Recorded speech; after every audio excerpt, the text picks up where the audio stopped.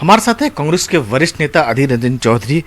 ममता बनर्जी जो है उपराष्ट्रपति जो पद के लिए विपक्ष का उम्मीदवार है, उससे अपने आप को किनारा कर लिए। देखिए, ये दुर्भाग्य की बात है और मुझे और क्या कहना चाहिए। दिल्ली में एक जुबान से एक निकलती है, बंगाल जाके बस उससे घूम जाती है, दुविधा की राजनीति करती है। पीछे कोई मजबूरियाँ जरूर है। कुछ दिन पहले दार्जिलिंग हिल में, पहाड़ में, जैसे कि वहाँ के गवर्नर साहब धनखड़ जी अभी जो उपराष्ट्रपति बनने जा रहे हैं, उनके साथ ममता बनर्जी, उधर से हेमंत बिस्वा शर्मा, सब जाके इकट्ठा होकर मीटिंग हुई और मीटिंग होने के उपरांत प्रत्याशी की हैसियत से मतलब धनखड़ जी के नाम भी ऐलान हो गई। तो 2-2-4 कर लीजिए, ये दार्जिलिंग पैक्ट हो चुके हैं। एक तरफ बीजेपी को खुशी करना और दूसरी तरफ बेमतलब बेबुनियाद विपक्ष पे आरोप लगाना। लेकिन वो ये कह रहे हैं कि विपक्ष ने उनसे नाम की सहमति नहीं ली, नहीं उनसे कोई विचार विमर्श किया। ये जब सबसे पहली बात है कि मैडम सोनिया गांधी जी के घर पे तो मीटिंग नहीं हुई, शरद पवार जी के घर पे हुई। शरद पवार जी के साथ उनका रिश्ता सब जानते हैं, कितना मधुर रिश्ता है, अच्छा रिश्ते हैं। और 7 विपक्ष दलों को वहां बुलाए गए। टीएमसी पार्टी नदारत रही। वहां से शरद पवार जी खुद फोन पे ममता से बात की। फिर अभी वो अगर इस तरीके की बयानबाजी करे तो हम क्या कर सकते। अब शरद पवार जी को पूछ लीजिए, वहां और विपक्षी दलों के जो है उन सबको पूछ लीजिए। अभी ये दार्जिलिंग पैक्ट हो गए।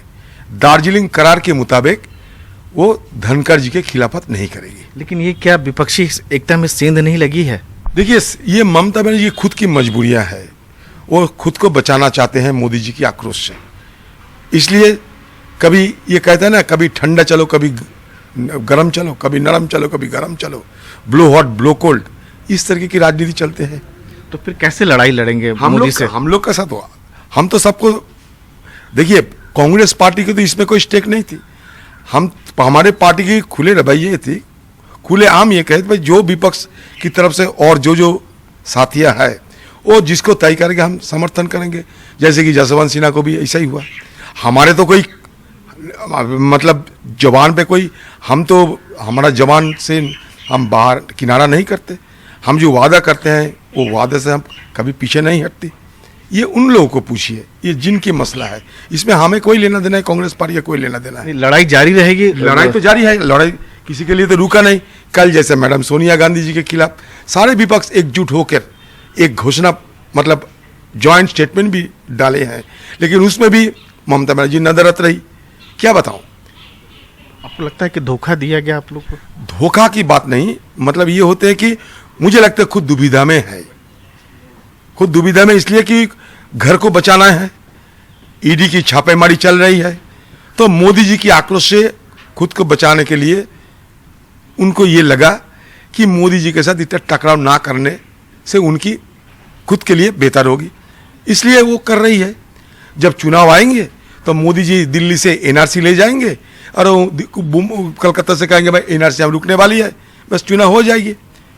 ध्रुवीकरण की राजनीति में दोनों का ही नापा होती है, एक तो मोदी जी की बीजेपी पार्टी की और दूसरी तरफ ममता जी की। पिछले जो असेंबली इलेक्शन हुई थी उसके आप अगर ब्यौरा लो, ब्यौरा में आपको खुद साफ हो जाएगी कि क्या नतीजा निकली ये ध्रुवीकरण की चलते। तो ये थे अधीर रंजन चौधरी, जिनका ये कहना है कि ममता बनर्जी को जो है संभवतः ईडी का डर सता रहा है। यही वजह है कि उन्होंने जो है उपराष्ट्रपति के चुनाव के लिए जो है एनडीए उम्मीदवार का समर्थन हालांकि नहीं किया है, लेकिन खुले तौर पर जो है विपक्ष का भी समर्थन नहीं कर रही है। नई दिल्ली में कैमरामैन कानन पत्रा के साथ राजीव रंजन, एनडीटीवी इंडिया।